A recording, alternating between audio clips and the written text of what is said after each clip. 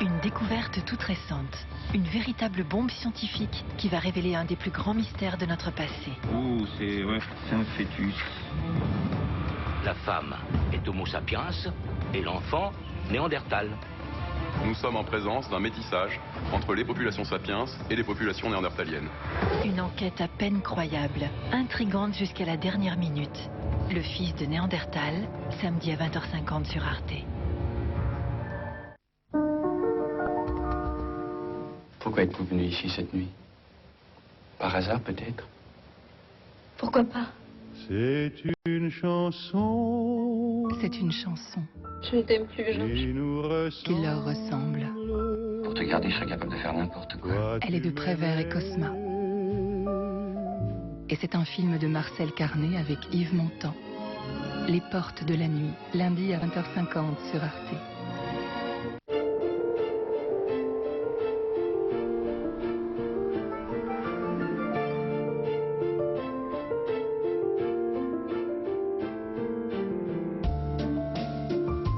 Je suis architecte paysagiste.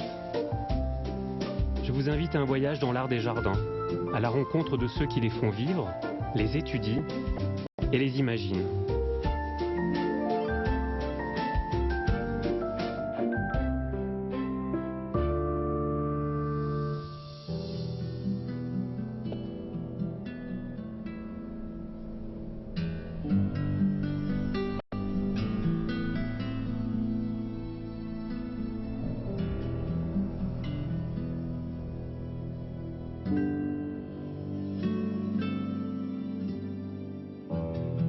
Quand en 1420, les explorateurs portugais découvrent l'île de Madère, vierge de toute population, ils sont étonnés par la démesure de la végétation. Au milieu de l'Atlantique, à la croisée des chemins entre Europe, Afrique et Amérique, Madère devient une halte privilégiée pour tous les voyageurs. C'est également un lieu de transit pour les plantes exotiques rapportées par les marins, les missionnaires et les botanistes.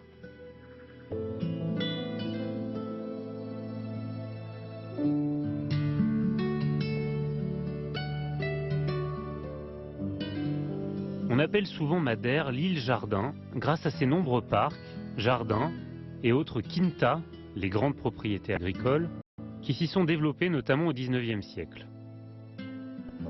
Le jardin de la Quinta do Paleiro est créé en 1804 par le comte de Carvalhal.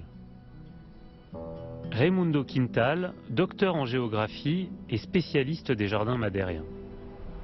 Raimundo, à quoi ressemblait le domaine de Paleiro avant la création du jardin en 1804? En 1804, cette zone était désertique. Il n'y avait pas de végétation. Le premier comte de Carvalhal était un homme très riche. C'était le propriétaire le plus important de Madère. Il commença par construire ici un petit pavillon de chasse. C'était un homme très éclairé, amateur des jardins monumentaux français. Dans le plan du premier jardin, on ressent l'influence française, avec trois grands axes. Celui sur lequel on se trouve, qui débouche en face de la maison, et deux autres axes, perpendiculaires à celui-ci. Le comte a planté les arbres tout le long de ces axes, principalement des platanes, qui ont bien poussé depuis.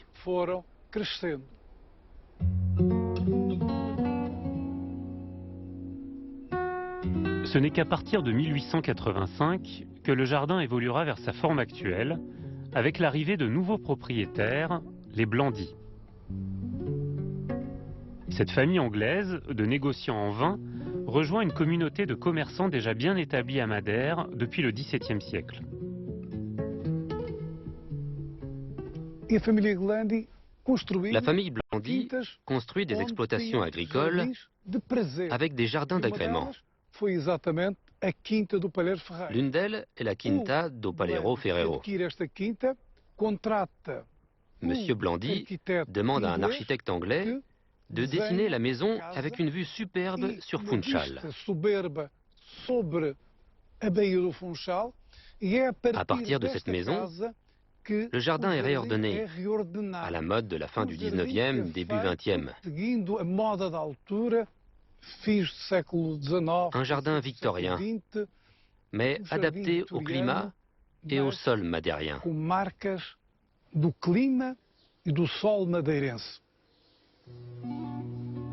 Les éléments du jardin victorien se retrouvent essentiellement dans les bordures fleuries, tandis que l'influence madérienne se ressent dans les allées de galets de basalte, appelées calades, qui lient les différentes parties du jardin. Le jardin de Paleiro est construit autour d'un axe monumental qui se dirige vers l'ancien pavillon de chasse. Deux axes perpendiculaires historiques mènent vers le jardin de la Dame et la petite chapelle. Séparé du reste du jardin par une rivière sinueuse, le jardin principal, ou Main Garden, se divise en 6 rectangles. Le jardin creux, ou Sunken Garden, est situé au pied de la demeure victorienne. Il domine le vallon escarpé du Ribeiro do Inferno, jardin sauvage et naturel. Les différentes parcelles possèdent chacune une ambiance particulière. Un éclectisme lié au goût de chaque génération de propriétaires et notamment Mildred Blandy. Et Raimundo, qui était Mildred Blandy et comment elle a influencé la forme et l'atmosphère du jardin? Mildred Blandy, dans la deuxième moitié du XXe siècle, entre les années 1950 et 1980, Mildred Blandy connaît les techniques de jardinage. Elle côtoie de nombreux pépiniéristes, des collectionneurs de plantes. Elle va à des expositions. Ce jardin porte la marque d'une femme et une main féminine qui n'était pas anglaise, car elle était originaire d'Afrique du Sud. Elle en rapporte de nombreuses plantes. Elle remarque que le climat a des caractéristiques identiques à celles de l'extrémité sud du continent africain, de la région du Cap-Vert, une région avec une énorme biodiversité. La seule différence, c'est qu'été et hiver sont inversés.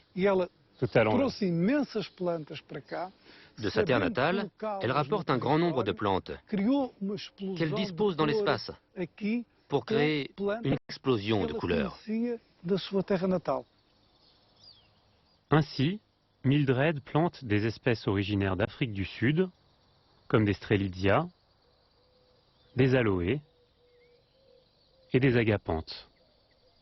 Finalement, Mildred, elle arrive à une époque, fin 19e, début 20e, qui est très emblématique de l'action des femmes dans la constitution des jardins.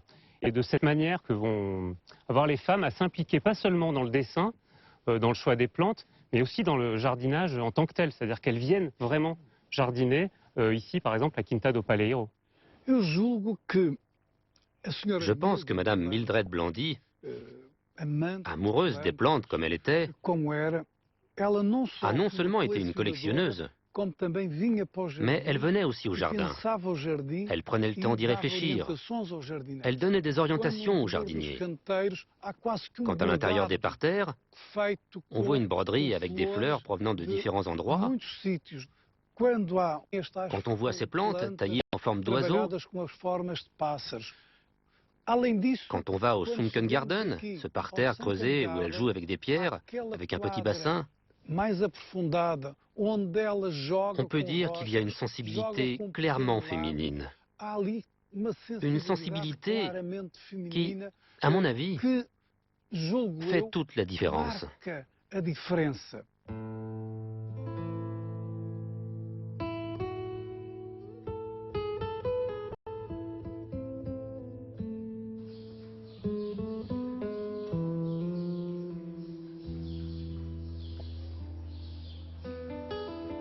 Le jardin de la Dame, composé de plusieurs espaces intimes, constitue l'un des chefs-d'œuvre de Mildred Blandy.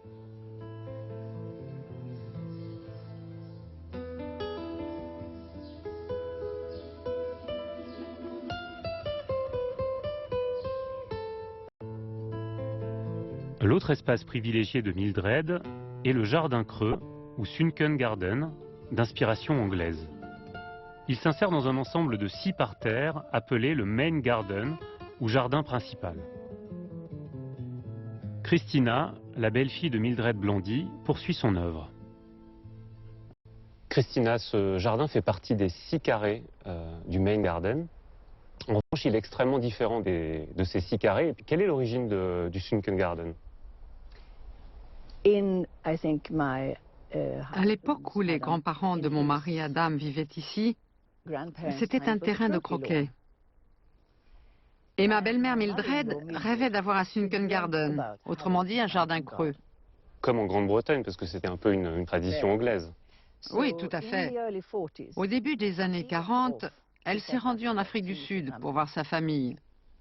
Et c'est là que mon beau-père a décidé de lui faire une surprise. Quand elle est rentrée après quelques mois d'absence, il avait fini de construire le Sunken Garden. Elle y ajouta les plantes qu'elle voulait. C'est elle qui a apporté tout ce que l'on voit ici. Mildred a d'ailleurs eu cette phrase extraordinaire. S'il y a des éléments dans ce jardin que vous ne voyez pas, cela ne veut pas dire que l'on n'a pas essayé de les y intégrer. En d'autres termes, si vous essayez quelque chose qui ne fonctionne pas, pourquoi s'entêter lorsque d'autres marchent bien mieux? J'ai donc essayé beaucoup de choses qui n'ont pas toutes fonctionné et je me suis dit, oh, elle a dû les essayer aussi. Et alors là, vous utilisez un matériau végétal qui est assez étonnant ici. C'est pas le buis avec lequel on fait des taupières, même si c'est le buis qui cerne le jardin. C'est le Muehlenbeckia. Le Muehlenbeckia, oui. Il pousse très bien ici. C'est pas du tout le même comportement que le buis, hein. Vraiment. C'est vraiment un arbre avec lequel on peut faire de l'art taupière, mais qui est rampant. Donc si on lui offre une surface un peu rugueuse, il va venir se faufiler. Et quelque chose de plus liquide que le buis, de moins rigide en fait. L'idée vient de l'art taupière. Et puis c'était sûrement à la mode à cette époque. À ce moment-là, ouais. Nous avons décidé de tout conserver tel quel. Comme vous le savez, c'est un très vieux jardin et nous ne voulons pas le modifier, ni le rendre plus moderne. Je me sens gardienne de ces lieux, car ce jardin est spécial. Il évolue depuis tant d'années. Et d'ailleurs, Christina, comment vous pourriez qualifier l'atmosphère de Quinta do Paleiro, l'atmosphère de ce jardin? C'est un paradis, évidemment. Et après m'être éloignée un certain temps, je me dis, mon Dieu, mais c'est magnifique. Nous sommes sur une petite île au milieu de l'Atlantique et nous sommes face à cet endroit. C'est le bonheur.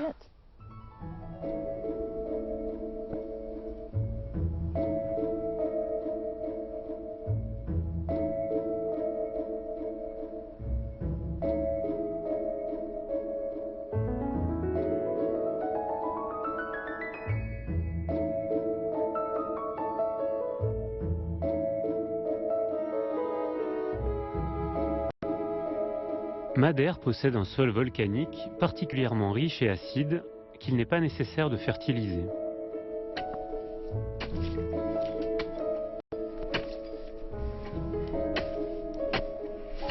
Miguel est jardinier à la Quinta do Paleiro depuis 18 ans. Miguel, avez-vous besoin d'acheter vos plantes ou est-ce que vous produisez vous-même vos annuels et vos vivaces ici à Quinta do Paleiro?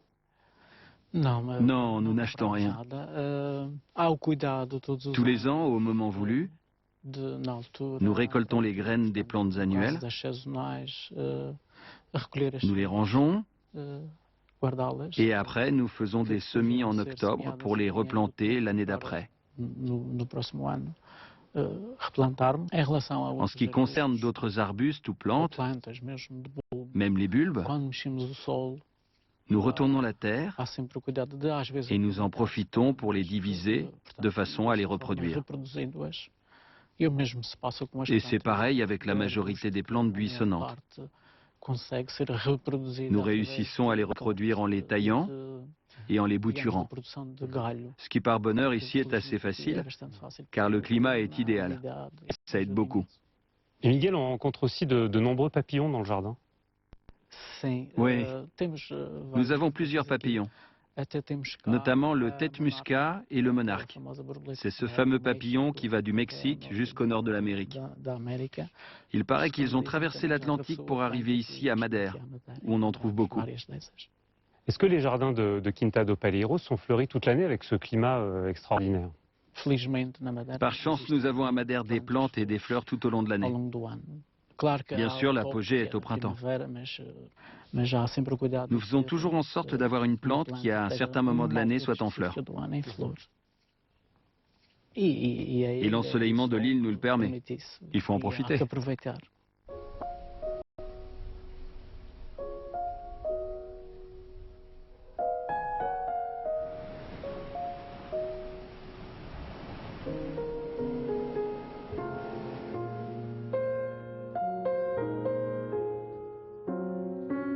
Grâce à ces montagnes qui retiennent les nuages et favorisent l'humidité, et à sa situation isolée au cœur de l'Atlantique, la végétation madérienne abrite de nombreuses espèces endémiques.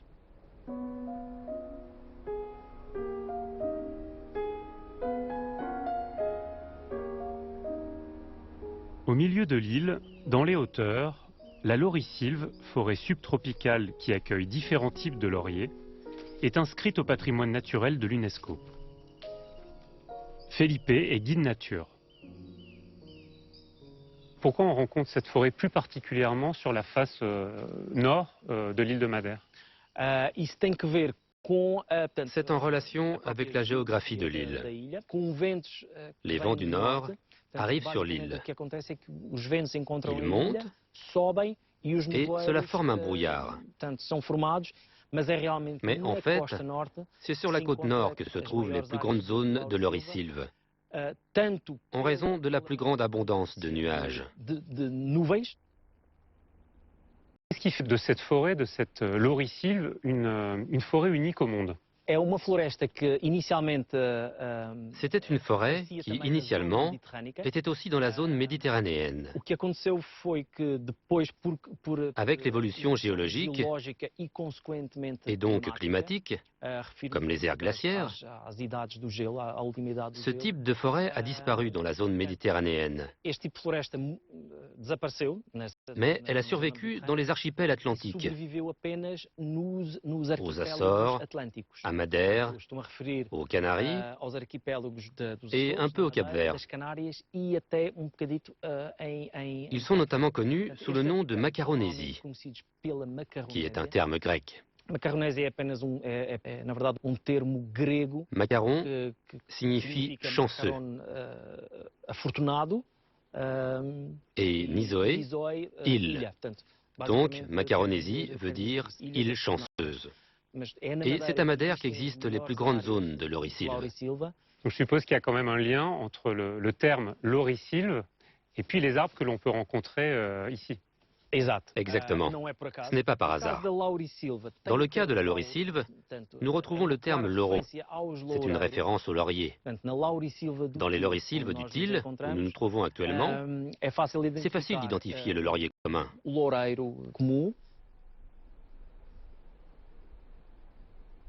Nous retrouvons encore des restes de la laurisilve originale à travers certaines espèces. En même temps, dans cette laurisilve apparaissent des néo-endémismes, c'est-à-dire des plantes d'origine continentale européenne et américaine qui sont arrivées sur l'île par les différents processus de colonisation habituels. En termes de biodiversité, c'est une forêt assez riche.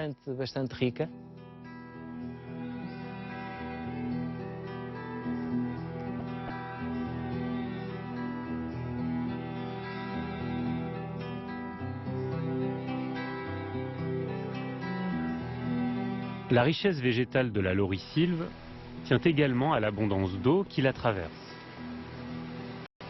À partir du XVIe siècle, l'homme la canalise avec des réseaux d'irrigation, les levadas, dont profite la Quinta do Paleiro.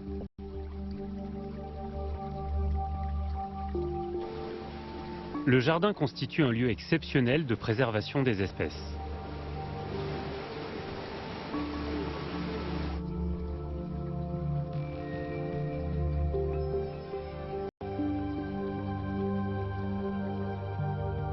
Virgilio Silva, membre de l'association des Amis du Parc écologique, veille à la réintroduction de la laurisilve et à la protection de l'environnement.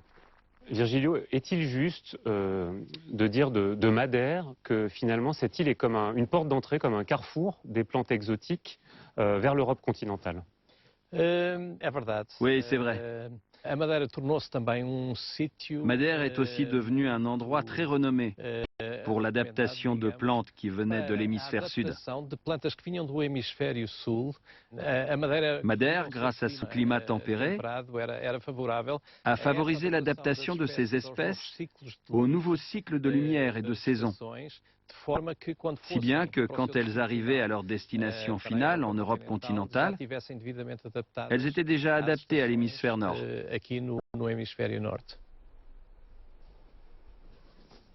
Alors ici, Virgilio, on a un arbre avec une écorce particulièrement tourmentée, et puis surtout des inflorescences qui sont spectaculaires. Alors de quoi s'agit-il? Celle-ci est une Banksia rata, qui vient de très loin, plus précisément d'Australie. Comme toutes les Banksias, on trouve ces fleurs très jaunes en début de floraison.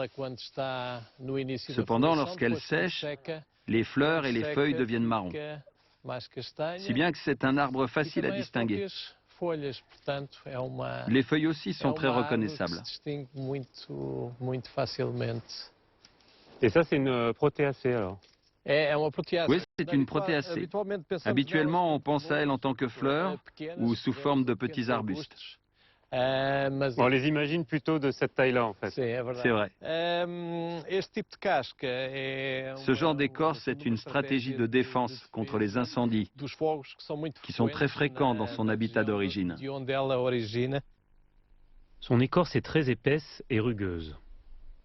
Et ici, Virgilio, là, on a un arbre avec un feuillage très délicat, des petites fleurs avec de grandes étamines blanches, qui attirent d'ailleurs les abeilles, et puis des petits fruits rouges. Oui, celui-ci c'est le Syzygium paniculatum. Les fruits sont délicieux. Ils ont une saveur agréable et sont produits et commercialisés en Australie, où ils sont très appréciés. Ce n'est donc plus seulement une espèce naturelle. Elle a aussi une fonction économique. Je peux le manger?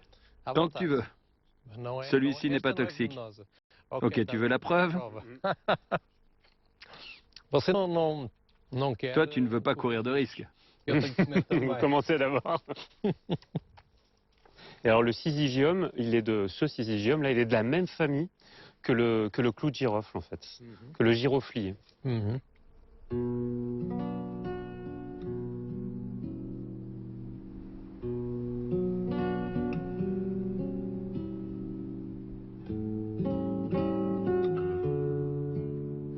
Au-delà de sa collection de plantes exotiques, le jardin joue depuis peu le rôle de conservatoire des plantes endémiques de Madère.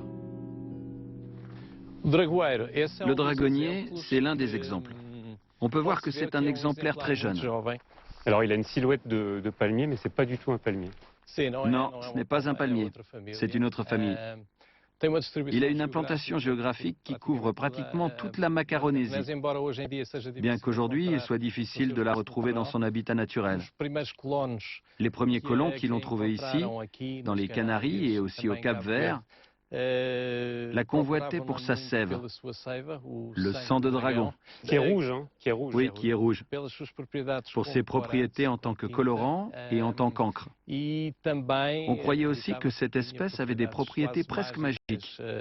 Dans ces temps-là, il y a 500 ans, on croyait qu'elle guérissait beaucoup de maladies. Le dragonnier a aussi perdu son habitat au fur et à mesure que les Portugais et les Espagnols ont colonisé ces îles et occupé l'espace naturel des dragonniers. Ils ont eu de moins en moins la capacité de se reproduire. Et aujourd'hui, ce n'est qu'avec l'aide de l'homme qu'on parvient à le préserver à Madère. En fait, nous n'aimons pas les jardins avec une logique systématique. Ce serait comme une prison qui retiendrait les espèces. Mais d'un autre côté, nous avons le sentiment que ces espèces sont en voie d'extinction et risquent de disparaître. C'est la seule façon que nous avons de les préserver. Apporter nos espèces locales au jardin, c'est également un moyen de les sauvegarder.